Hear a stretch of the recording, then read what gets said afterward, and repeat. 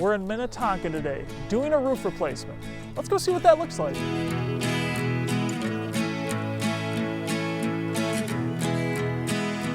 You, as the owner of the company, you're present on the day the job begins. Why is that the case?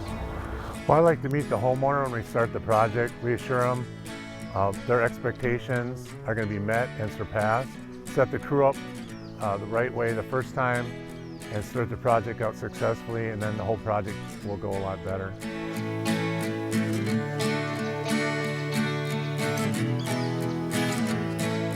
All right, so I'd like to touch on what goes on underneath the shingles. Obviously you see everything on the exterior when you look at your home, but beneath there is a layer of protection called the ice and water shield. That will run 6 feet up in order to meet code, and then from that 6-foot mark all the way to the peak of the roof we install synthetic underlayment. Those again are 2 barriers of protection underneath the shingles right before your decking or your wood plywood. Decking is what's underneath your shingles. Now, in most cases, the decking is fine. If you had some leaks going on in the roof, if you had some staining on your ceilings, you might have to replace some parts of your decking just because the boards are rotted out. But it's never a case where you have to replace the entirety of the decking. So I know some companies will talk about, let's replace all of it. You certainly don't have to do that.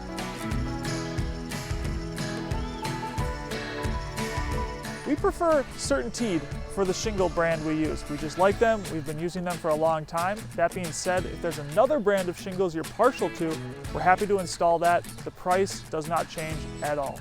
When it comes to shingles, you have 2 types. You have a Class 3 shingle, and then you have a Class 4. Class 3, the CertainTeed Landmark, is the most common, but you can also upgrade to that Class 4, the Northgate. The advantages of the Northgate, heavier, so ultimately more resistant to things like hail and wind in the future. Your insurance might also give you a rebate if you install that Class 4 shingle. That's something to discuss with them though. What is the price point? What rebate would I get if I install a Class 4 versus a Class 3? At the same time, the investment you make in the Class 4 shingle might not necessarily pay for itself. We ultimately want you to get a good ROI on your investment.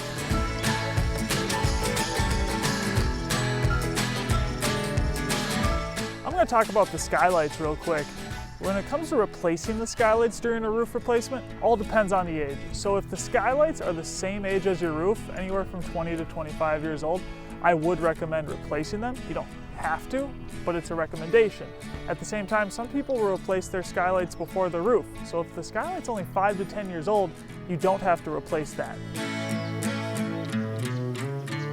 Behind me is a dumpster. This is an often overlooked aspect of the job. Notice how the dumpster is propped up on the driveway.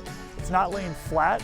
That way it cannot scrape the driveway at all. Just one thing we do to give a little bit more value to the homeowner. Behind me is the catch-all system, or the black net that you see. What that is another protective barrier for the exterior of your home when we are ultimately removing the shingles. That will roll out, and it just gives our guys a really good spot, a landing spot to drop all of the debris in there. Perfect thing, and the nice thing about this is when we're done, we then just roll the catch-all up. All of the debris is inside there. None of it is left on your grass, your driveway, in your bushes, etc. So if you have dogs, or if you have kids who play outside, they're not stepping on a nail or any debris later on.